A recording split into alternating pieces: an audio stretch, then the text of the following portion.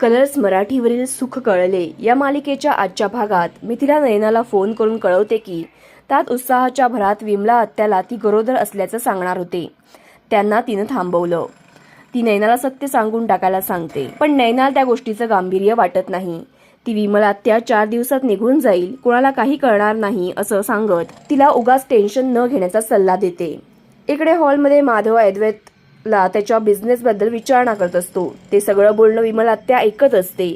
बिझनेससाठी अद्वैत माधवकडे 1.5 लाखाची विचारणा करतो. ते ऐकून विमला आत्या तावातावाने अद्वैतला वाटेल ते बोलतात.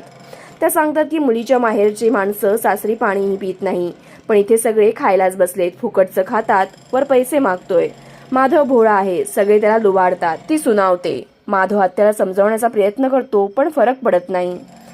यामुळे अद्वैत घराबाहेर पडतो. तो कुठे गेलाय हे कोणालाच माहीत नसतं. घरी सगळे चिंताग्रस्त होतात.